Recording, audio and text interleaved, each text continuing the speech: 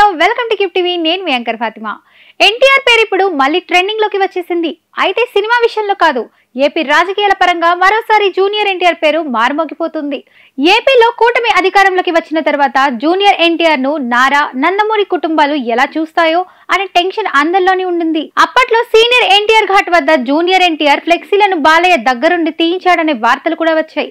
దాంతో జూనియర్ ఎన్టీఆర్ ను ఇక పూర్తిగా పక్కకు పెట్టేశారేమో అనుకుంటున్న టైంలో లోకేష్ చేసిన ట్వీట్ చర్చనీయాంశంగా మారిపోయింది.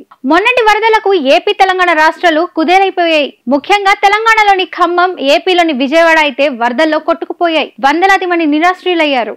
కోట్లలో నష్టం జరిగింది. కాగా వరద బాధితుల కోసం అందరికంటే ముందే జూనియర్ ఎన్టీఆర్ సాయం చేసేందుకు ముందుకొచ్చారు. ఏపీ, తెలంగాణకు 50 లక్షల చొప్పున మొత్తం ₹1 కోటి విరాళం ప్రకటించారు.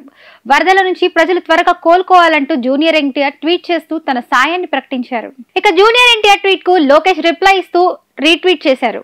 ధన్యవాదాలు తారక్, వరదల బీభత్సం నుంచి మన ప్రజలు కోలుకోవడానికి మీ సాయం ఎంతగానో దోహదపడుతుంది అంటూ లోకేష్ రాసుకొచ్చారు. దీన్ని బట్టి జూనియర్ ఎన్టీఆర్ ను కూడా లోకేష్ కలుపుకొని ముందుకెళ్లాలని భావిస్తున్నారని టీడీపీ వర్గాలు ప్రచారం చేస్తున్నాయి.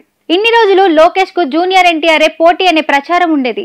అయితే ఇప్పుడు లోకేష్ మంత్రిగా ఉండటంతో ఆ పోటీ వార్తలు చాలా వరకు తగ్గిపోయాయని చెప్పుకోవాలి. ఇప్పుడు లోకేష్ ఒక అడుగు ముందుకేసి జూనియర్ ఎన్టీఆర్ థ్యాంక్స్ చెప్పడం పెద్ద చర్చనీయాంశంగానే మారిపోయింది.